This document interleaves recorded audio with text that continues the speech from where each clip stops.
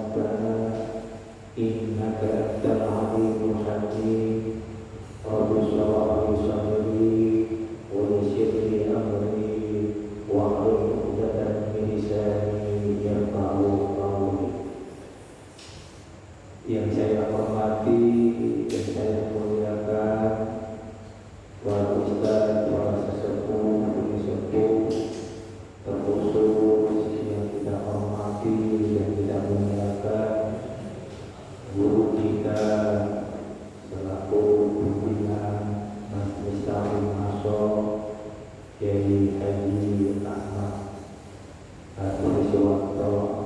Mudah-mudahan Allah panjangkan umur beliau, Allah senangkan badan, Allah tambahkan istri.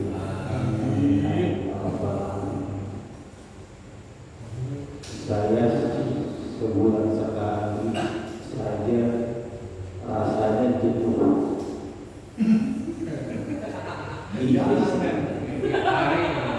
Setiap malam ya Allah, itu hebatnya luar biasa. Yang paling sulit itu sebenarnya istiqomah. Istiqomah itu persis seperti istri muda di kontrakan rumah, sama sulit. Jadi perlu ada pemaksaan di diri kita oleh jemaah. Mudah-mudahan Allah berikan keistiqomahan kepada kita semua.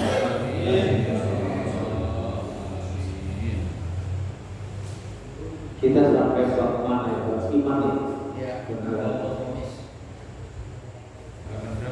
Al-babul khamisu.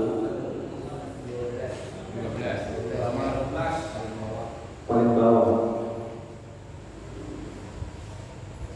Al-babul khamisu, bab yang kelima.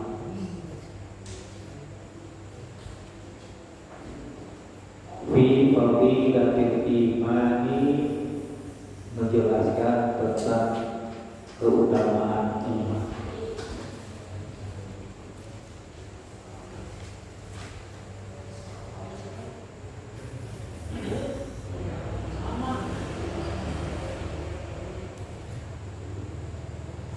Masih ada di kitabnya beda.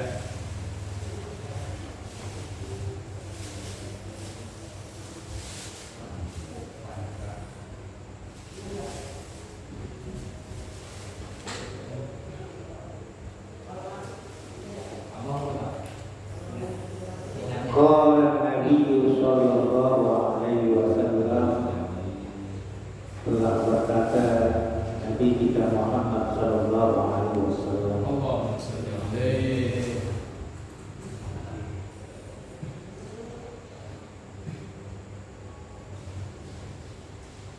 al-imanu, iman adalah ma'rifatul bil qalbi, yakni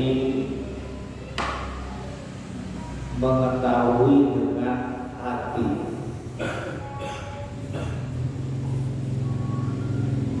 Kalau dalam lafaz lain, tasdiqu bil qalbi, membenarkan di dalam hati. Wa qawlu bil lisan, wa qawlu bil lisan, dan mengucapkan dengan lisan.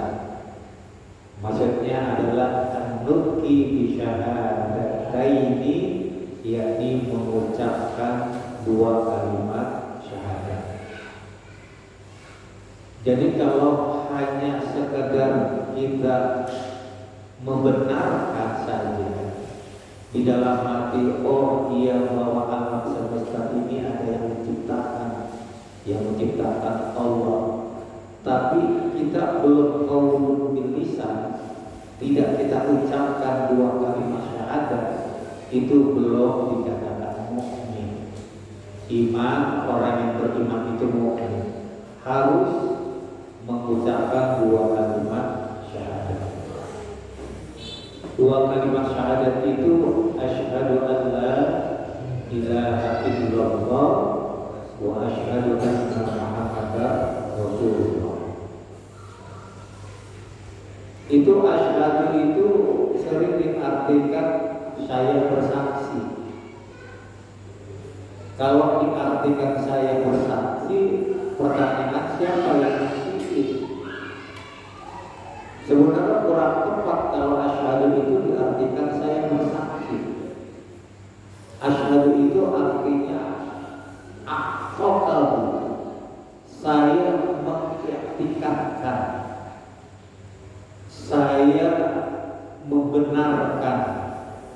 Asyhadu itu sebenarnya bukan saya bersaksi, tapi saya mengiktikadkan asyhadu alla, bahwa sesungguhnya tiada Tuhan selain Allah, dan saya beriktikad atau saya meyakini bahwa Nabi Muhammad adalah utusan Allah.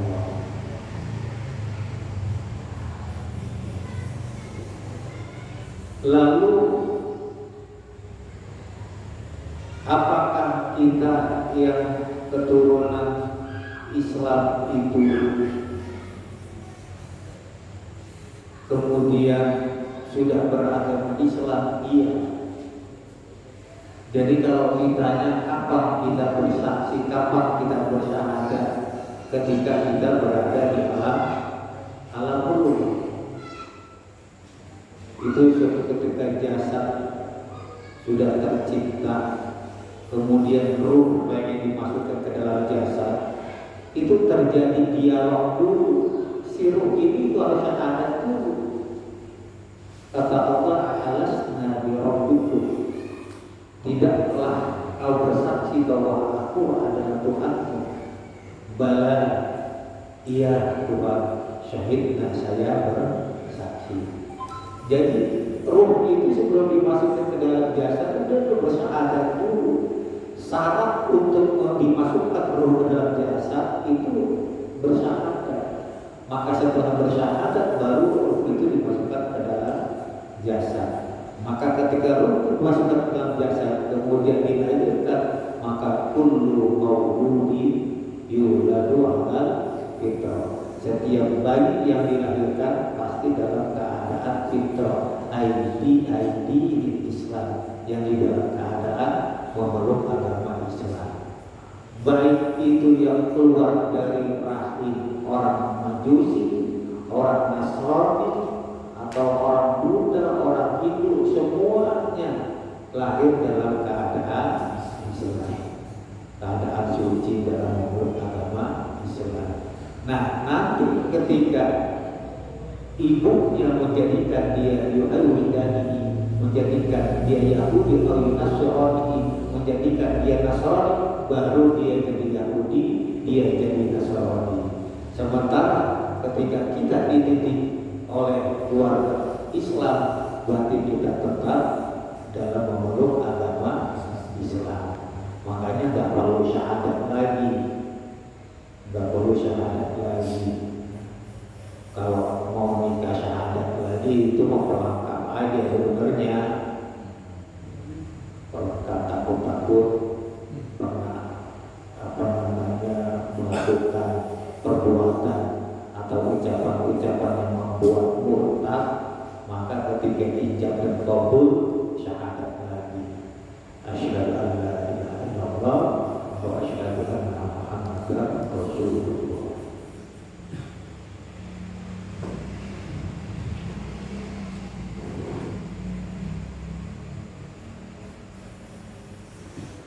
Wa amalun bil arkan, dan bukan hanya mengucapkan dua kalimat syahadat, tapi wa amalun bil arkan, diaplikasikan syahadat kita itu dengan perbuatan. Maka setiap ibadah, maksudnya ibadah sholat, itu pada hakikatnya adalah mencurah keimanan kita. Karena di dalam sholat itu pasti ada 3 perbuatan: qauliyah, qalbiyah, fi'liyah, dan qauliyah.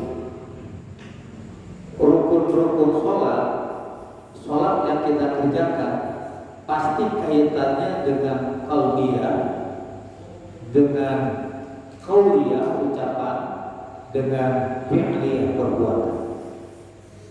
Maka wajar kalau sholat itu dikatakan imaduddin, tiangnya agama, tiangnya iman.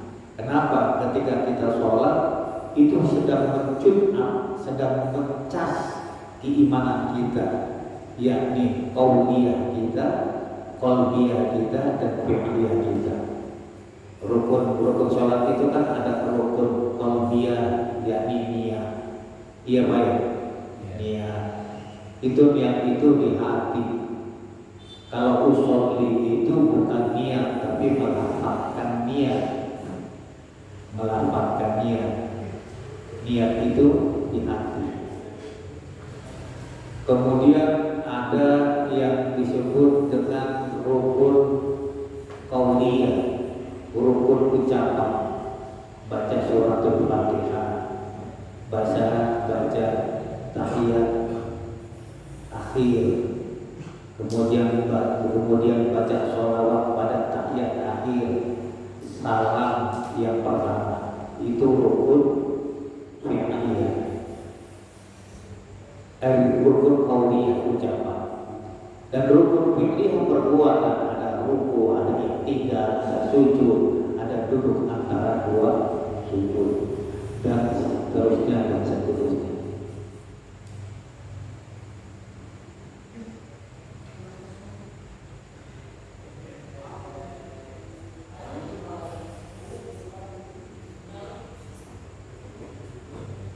Wa qala sallallahu alaihi wasallam, telah berkata Nabi Muhammad sallallahu alaihi wasallam,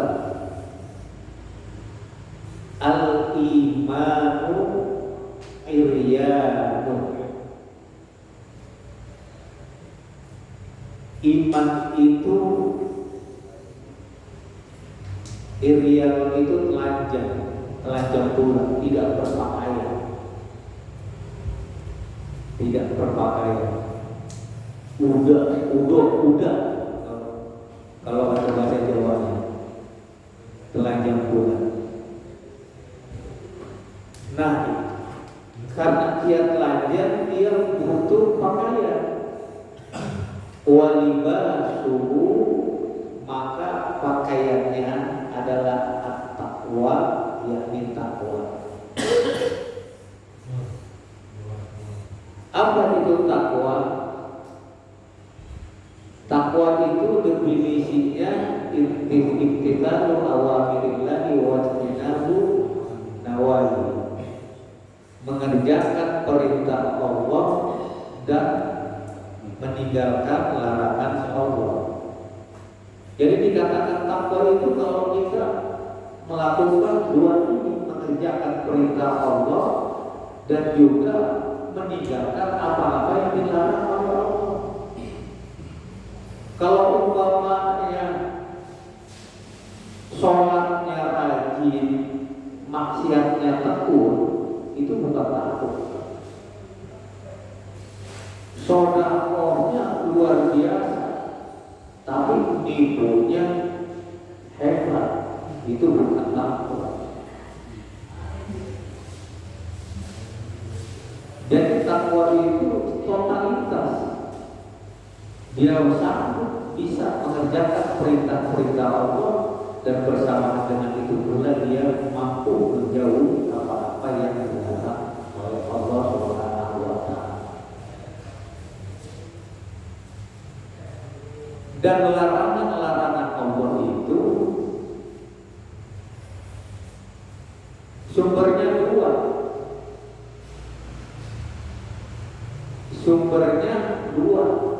Yakni biasanya urusan perut apa urusan di bawah perut. Itu penyakit kita itu, kalau urusan perut, urusan di bawah perut. Makanya dosa yang pertama yang dilakukan oleh anak manusia, oleh manusia, yakni urusan perut, yakni Nabi Adam makan buah kurma. Terus dosa lagi yang dilakukan oleh anak Adam pertama kali, Qabil dan Habil. Habil membunuh Qabil. Itu gara-gara apa? Gara-gara urusan rebutan di bawah perut. Pokoknya dua itu aja. Makanya puasa itu yang dinamakan Junnatul Muslimin, sebagai perisainya orang-orang Islam, itu puasa yang dilarang itu makan dan urusan perut dan di bawah.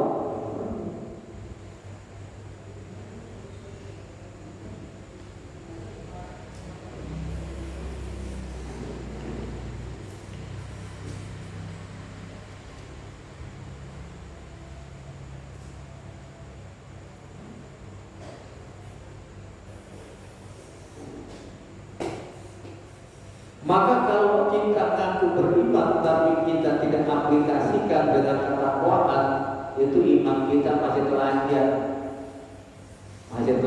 masih bayi, belum punya pakaian.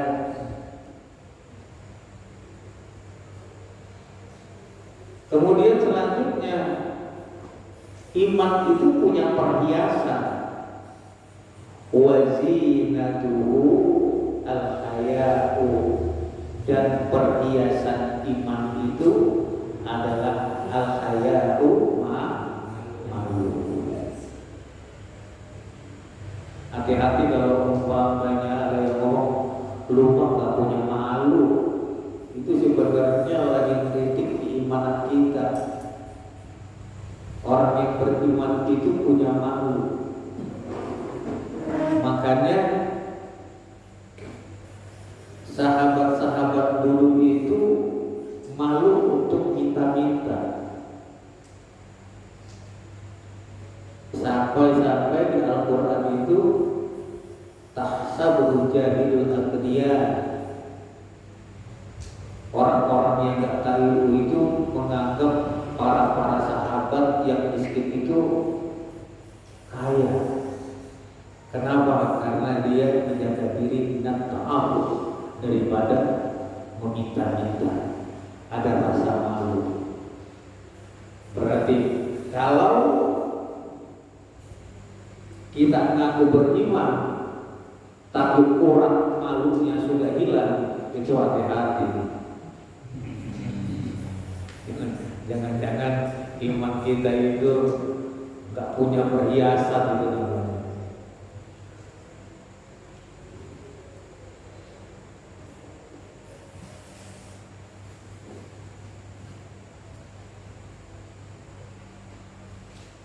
Lalu iman juga punya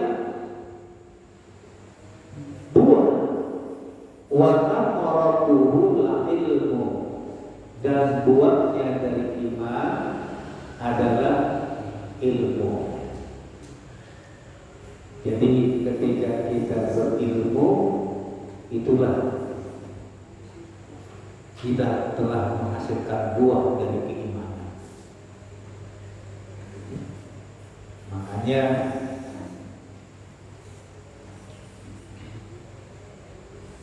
dalam hal menuntut ilmu itu ada sedikit perbedaan dalam ucapan Rasulullah SAW. Kita paham bahwa Rasul pernah berkata, "Thalabul ilmi fardhatun ala kulli muslimin wa muslimatin." Lihat, thalabul ilmi itu sebagai mubtada atau sebagai subjek. Subjeknya, isimnya atau kata bendanya mudzakkar laki-laki. Tapi fardhatunnya, predikatnya atau khobarnya itu ada tak marbutohnya. Tahu tak marbutoh? Bulat ada titiknya dua di atas. Itu menunjukkan perempuan. Pokoknya kalau bulat terus ada titik dua di atas itu perempuan. Gua Pak Yos. Iya. Jangan cek ya. Bulat titiknya dua.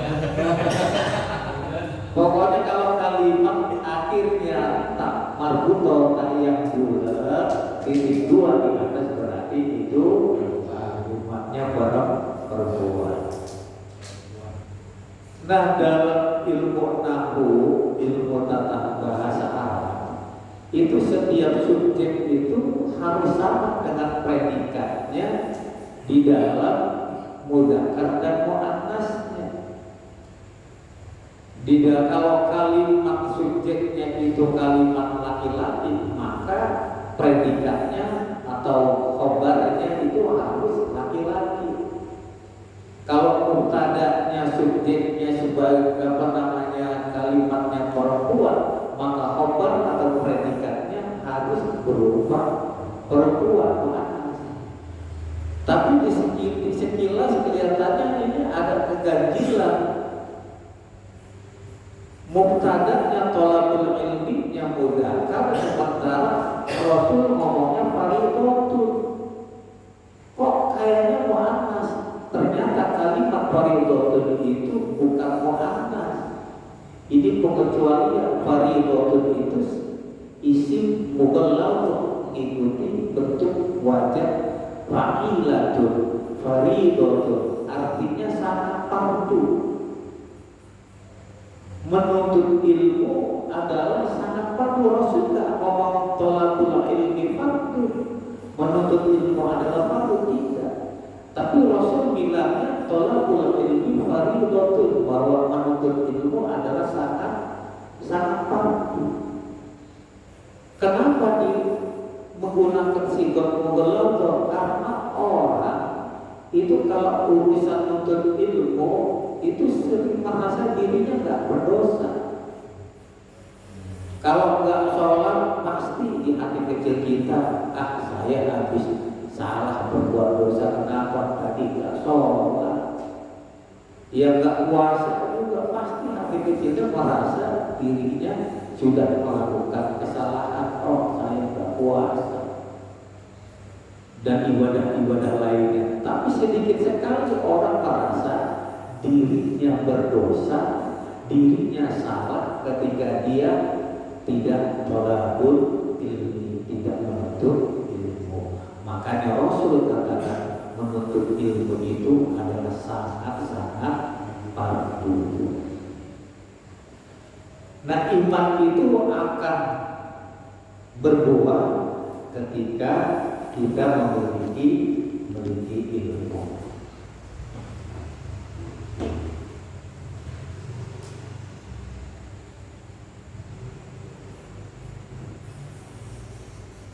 Wa qala sallallahu alaihi wasallam, kata Rasulullah sallallahu alaihi wasallam, la imana, tidak dikatakan beriman, liman bagi seseorang, la amanata lahu, yang tidak memegang amanat baginya. Tidak dikatakan beriman orang yang curang, orang yang tidak amanah.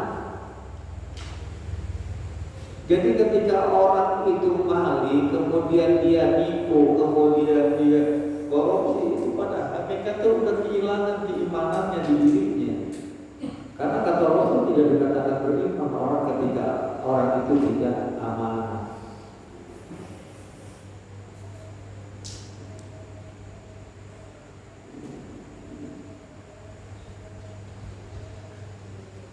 Dalam hidup ini kan ada dua, ada hablum minallah dan hablum minannas. Turibat alaihi wa tilka du'aina ma tuqibu illa hablum minallah wa hablum minannas.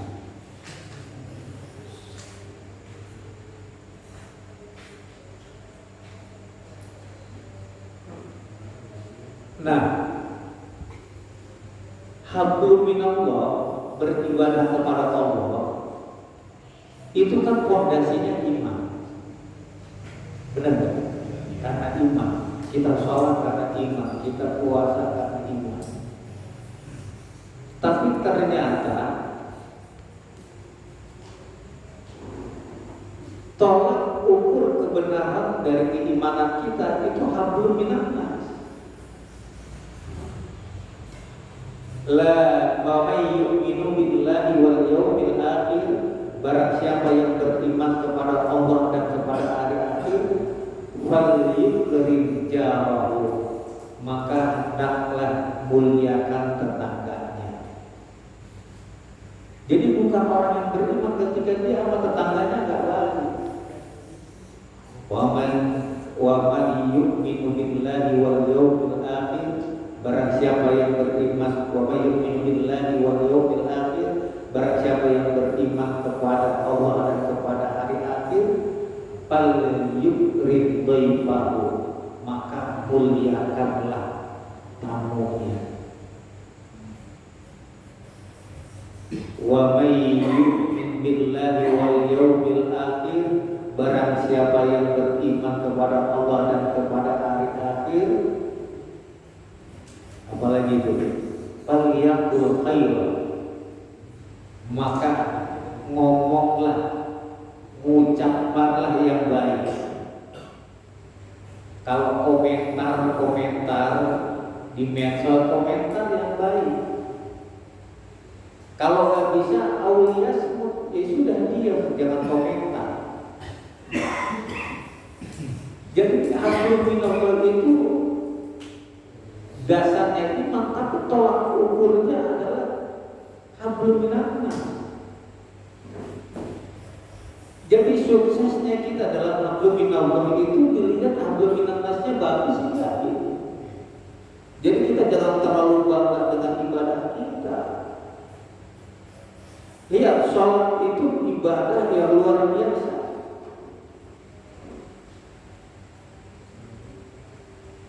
Kita sholat nggak bisa berdiri, itu disuruh duduk. Duduk nggak bisa, disuruh tidur miring. Tidur miring nggak bisa, suruh tidur terlentang. Tidur terlentang nggak bisa, suruh pakai isyarat mata. Kita sholat pakai isyarat mata nggak bisa, disuruh pakai isyarat hati. Pakai isyarat hati nggak bisa, mati itu mau sholat.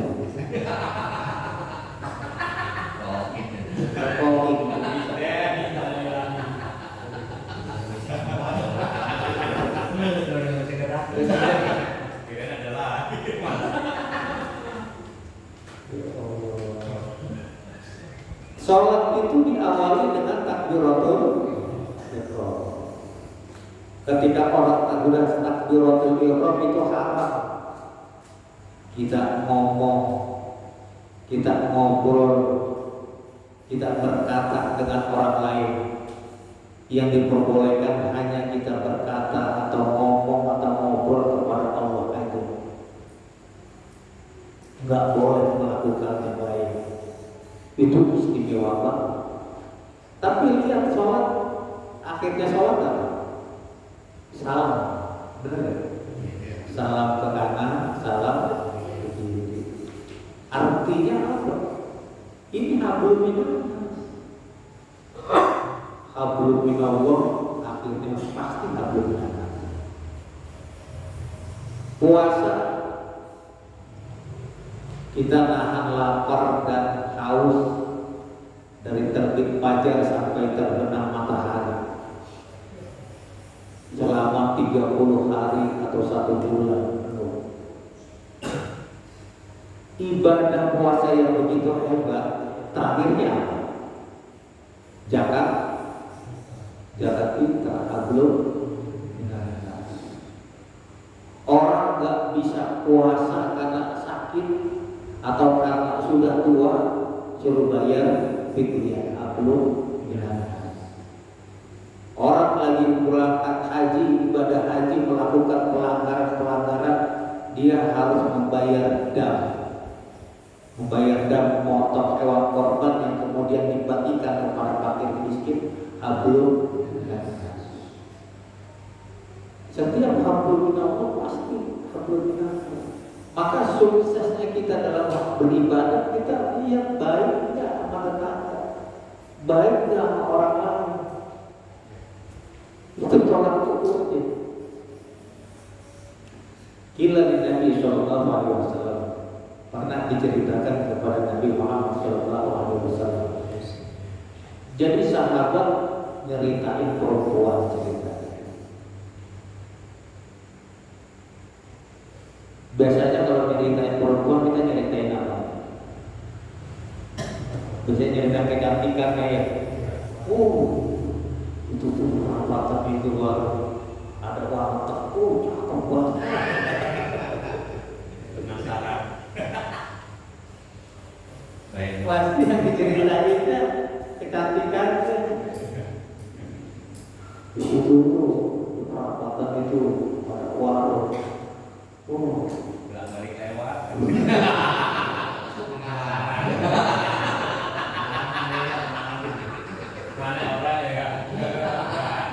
Dia ada cakep banget. Bojong.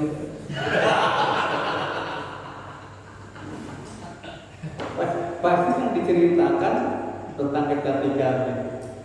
Tapi sahabat-sahabat dulu, sahabat Rasul nggak ceritain itu. Dia cerita, dia perhatikan ini ada perempuan di 6 bulan ada tasumul lail wa tasumul nahar wa taqumul lail. Ada seorang perempuan ya Rasul, dia sholatnya luar biasa, puasanya luar biasa, ibadahnya pokoknya hebat ya Rasul. Walakin ijawah bilisanha, akan tetapi ini perempuan sering menyakiti tetangganya dengan lisannya. Biasa penyakit perempuan yang gitu. Iya, gosip. Cakep mulut pedes.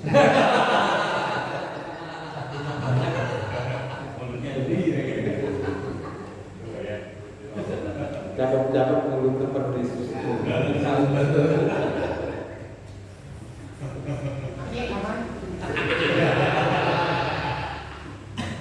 Tapi emang takdir laki-laki itu kalau tua aku punya perempuan. Jadi ruh itu sebenarnya ada yang tua, ada yang muda. Biasanya perempuan itu ruhnya lebih tua dari laki-laki. Cirinya apa? Kebanyakan laki-laki diomelin sama istrinya.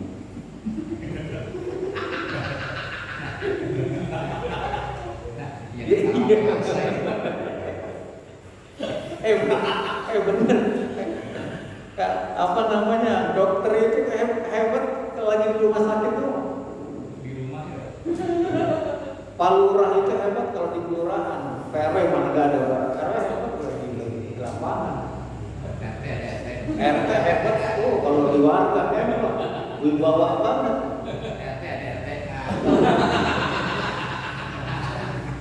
Ustadz hebat lagi begini.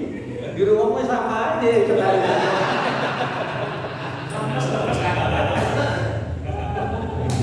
Kalau udah domel di istri ya merenung.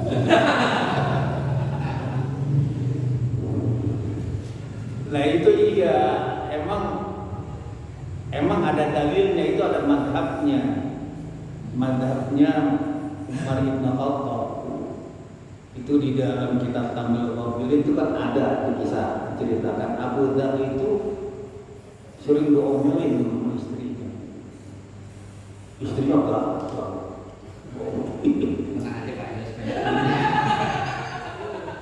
Akhirnya apa? Dia pengen ngadu sama sahabat Umar, Khalifah. Dia datang, gua ngadu sama Khalifah. Barangkali ada solusi. Curhat. Pas sampai depan rumahnya sahabat Umar, Khalifah Umar lagi diomelin sama istrinya. Ini bener lah, ada riwayatnya.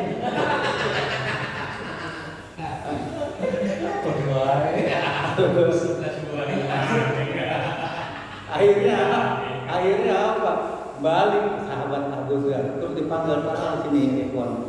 Kenapa kamu ada apa? Saya mau ngadu begini ya Khalifah, istri saya begini, tapi saya pas depan rumah sampean juga lagi diomelin.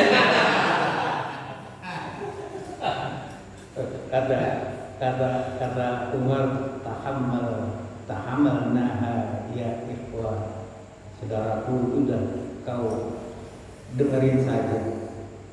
Kenapa? Karena istri itu dia yang ngasih yang mengerjakan pekerjaan kita, yang mencuci pakaian kita, yang menyusui anak kita, yang masakin makanan kita. Sudah pada amal dan wahiyah mendadak yasir. Udah kalau istrinya lagi ngomel, udah dengerin aja. Mudah yasir. Cuma sebentar doang udah dengerin. Anggap aja ada musik. Itu macam sahabat Umar gitu. Dan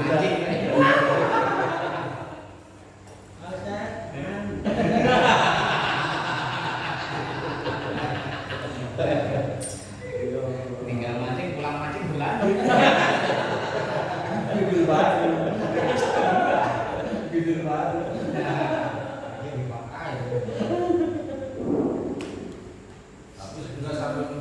biasanya kalau istrinya galak, biasanya suaminya sabar.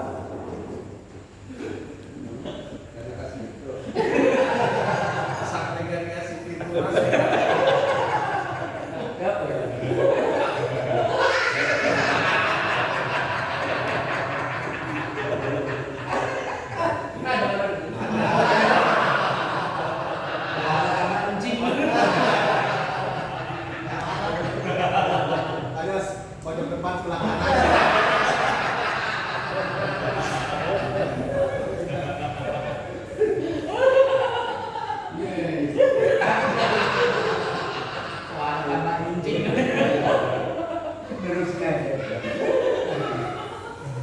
Orang sampai ada yang jatuh dari motor gara-gara gitu.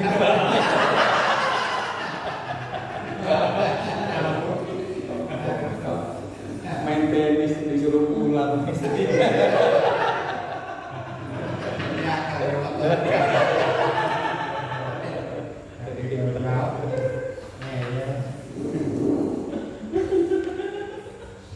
Terus kata Rasul cuma jawab begini, kata Rasul lah, nggak ada kebaikan bagi dia. Ia min akharina, itu perempuan adalah ahli neraka. Itu artinya apa? Jangan bangga dengan ibadah kita. Ibadah kita sukses atau tidak, lihat kita sukses tidak, abdul minannas. Kita baik enggak sama tetangga, baik enggak sama teman, baik enggak sama saudara, baik enggak sama orang tua, abdul minannas.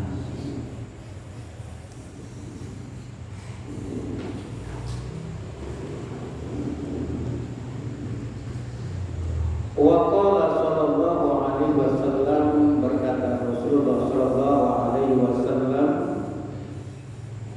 la yu'minu ahadukum, tidaklah beriman salah seorang di antara kalian, hatta yuhibba.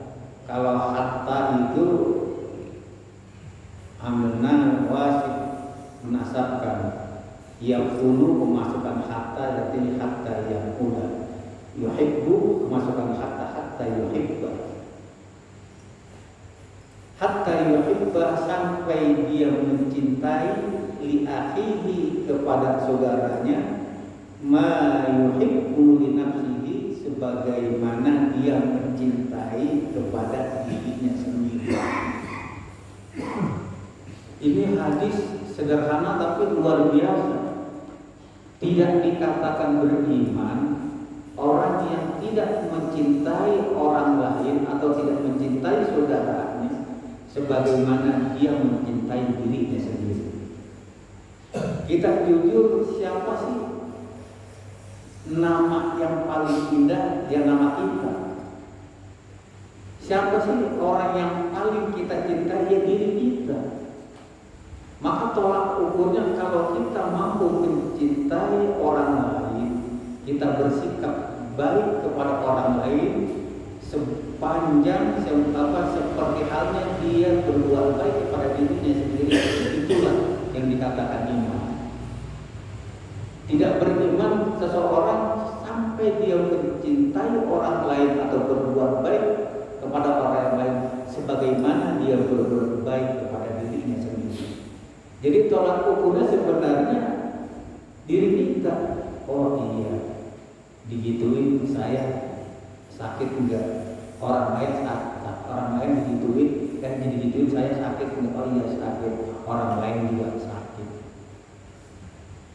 Jadi tolak ukurnya diri kita. Ini habis luar biasa. Jadi kalau nggak mau digituin jangan begitu. Kalau nggak mau dibegonohin jangan begono.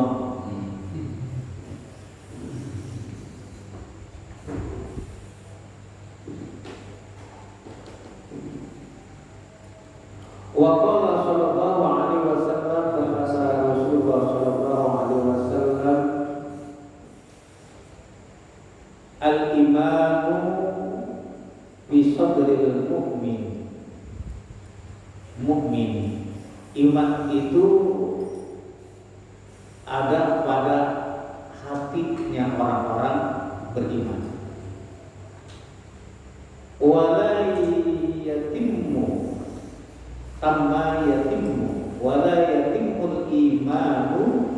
tidaklah sempurna iman illa bitamamil fara'idi, kecuali dia menyempurnakan fardu-fardu atau kewajiban-kewajiban, wasunani dan sunnah-sunnah.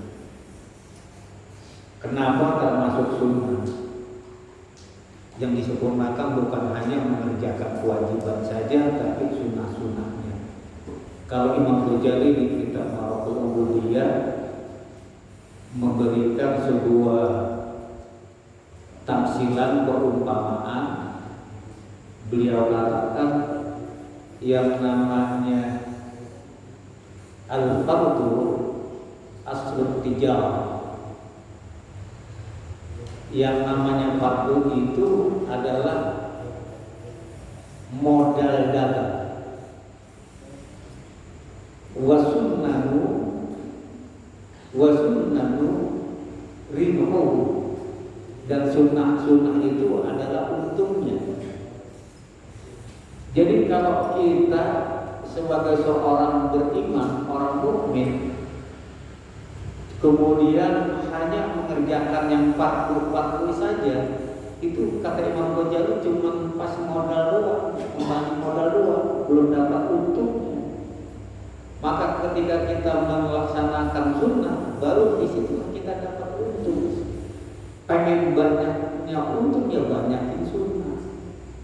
Maka kesempurnaan dari iman itu menyempurnakan fardu dan juga menyempurnakan sunnahnya, bukan hanya fardunya saja, tapi sunnahnya juga dikerjakan.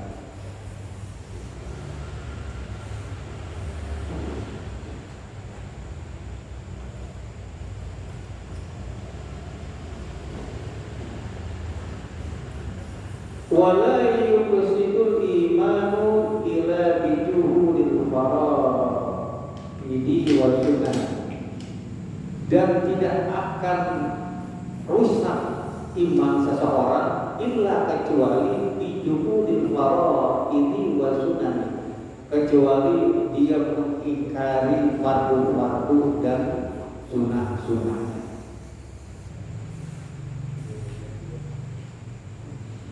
Faman naqasa fariidatan, barang siapa yang mengurangi fariidatan atau dia tidak melaksanakan fariidatan, kefarduan, kewajiban, bighairi juhudin, tanpa dia mengingkari kewajiban bahwa itu adalah sebuah kewajiban, uqiba alaiha, maka dia akan disiksa.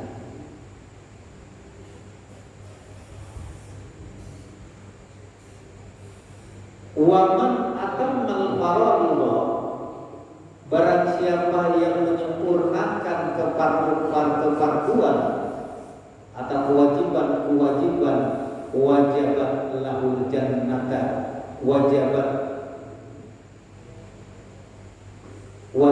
lahul jannatu, maka dia berhak mendapat surganya Allah Subhanahu wa ta'ala. Jadi kalau orang nggak sholat tapi dia masih meyakini bahwa sholat itu fardu, itu cuma fasik aja, cuman dia disiksa saja. Tapi ketika dia tidak sholat lalu dia meyakini, mengingkari bahwa itu sebuah kewajiban, baru itu dikatakan murtad atau kafir. Makanya orang yang tidak sholat tetap, kalau dia masih muslim, tetap kita punya kewajiban untuk menyolatinya ketika dia wafat. Karena dia tidak sholat bukan karena dia mengingkari kewajiban sholat, tapi dia mungkin karena dia malas aja atau dia nggak mau sholat, tapi dia masih meyakini, maka itu tidak membuat rusaknya.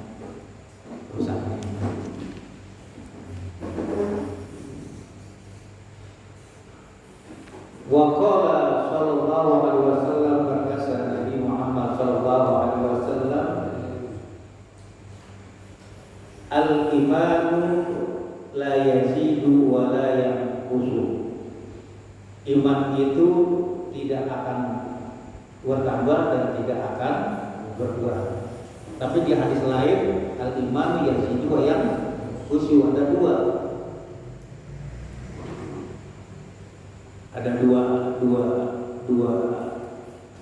dua hadis.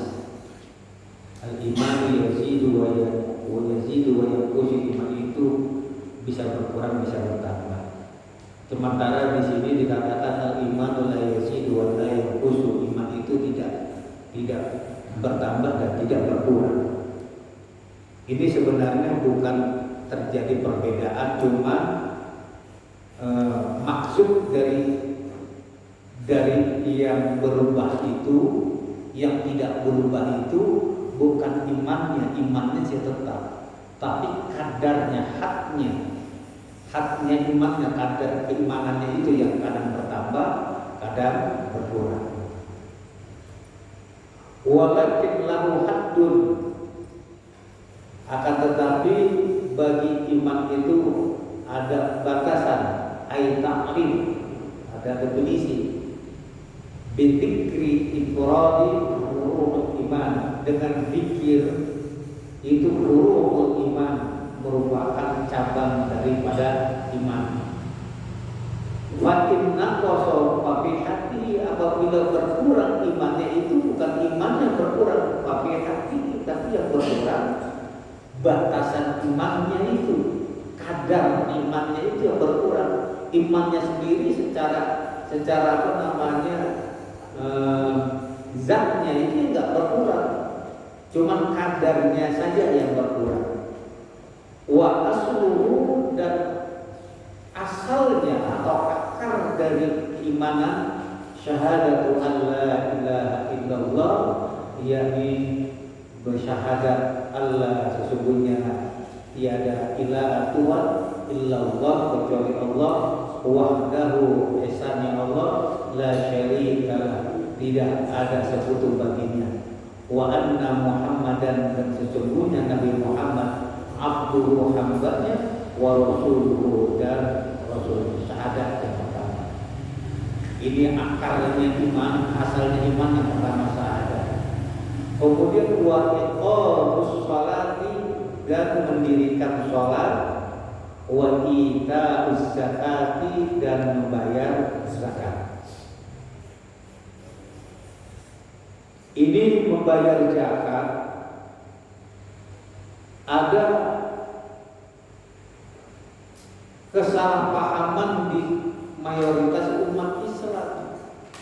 Dia pikir yang namanya zakat itu zakat fitrah, bukan. Zakat itu zakat mal. Kalau zakat fitrah cuma 2,5 liter ya, 3,5 liter setahun cuma 15.000, bukan itu. Bahkan zakat fitrah itu menurut sebagian ulama hukumnya sudah tidak wajib lagi, tapi hukumnya sunnah karena sudah dinasah, dihapus dengan zakat mal. Maka sebenarnya yang dimaksud zakat ini bukan zakat fitrah, tapi zakat mal. Itu kalau di TV itu rata-rata zakat fitrah, bukan zakat mal, zakat harta kita. Kemudian puasa saum Ramadan, dan puasa bulan Ramadan, wa hajju, dan haji, kemudian wa ghuslul janabah. Ghusl apa ghusl? Ghusl. Karena kalau gha dipaksakan ghainnya itu membasuh. Kalau gu itu mandi, berarti wa ghuslul janabah, dan mandi janabah.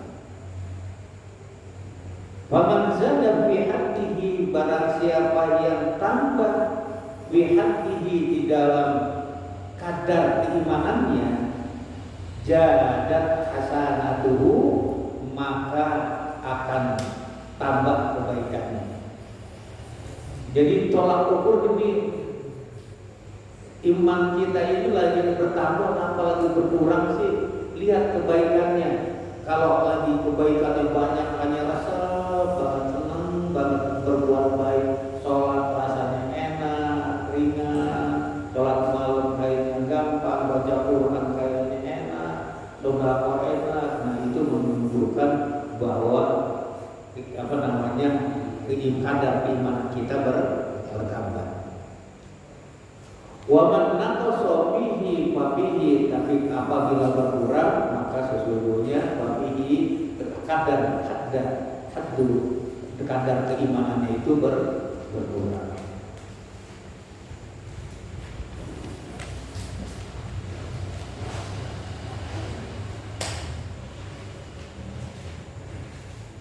Wa qala sallallahu alaihi wasallam, berkata Rasulullah sallallahu alaihi wasallam, al-imanu iman nisbani, ada dua bagian. Nisbun bagian pertama bisabri, dengan sabar, wa nisbun, dan yang kedua bisyukri, di dalam syukur. Iman itu 50% 50% ada di sabar, 50% ada di syukur. Makanya hidup itu kalau nggak sabar syukur, kalau nggak syukur sabar. Makanya dalam kehidupan rumah tangga itu jangan aneh kalau umpamanya ada orang umpamanya istrinya cakep banget, terusnya suaminya udah hitam pendek jelek hidup. Nah itu biasanya memang begitu.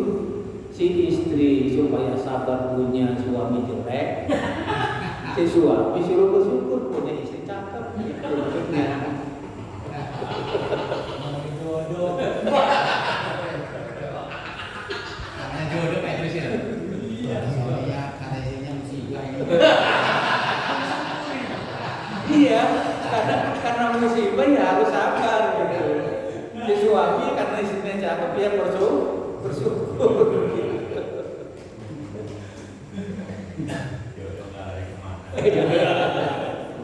Udah barangkali ini saja yang kita sampaikan kepada manfaatnya. Subhanaka Allahumma wa bihamdika asyhadu an la ilaha illa anta astaghfiruka wa atubu ilaik. Al-Fatihah.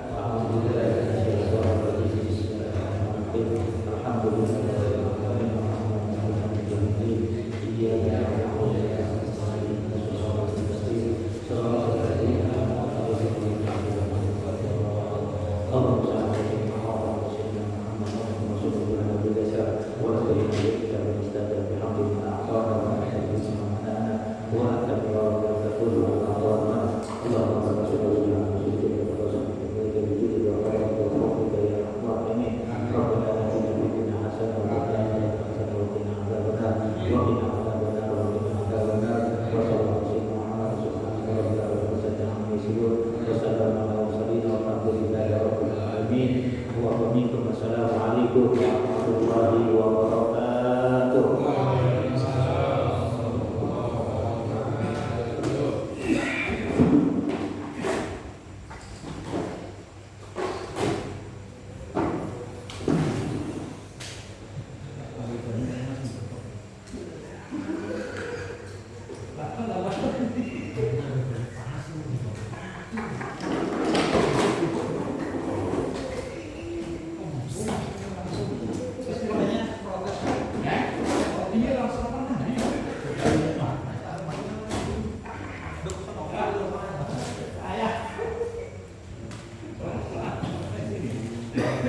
Yang direbus ada, yang digoreng ada, jadi jangan ditumis.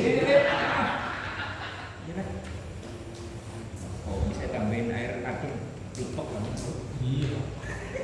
Langsung lupa.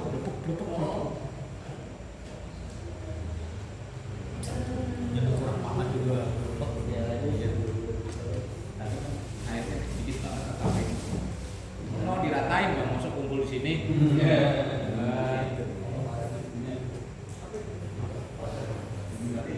Belum. Lupa. Iya.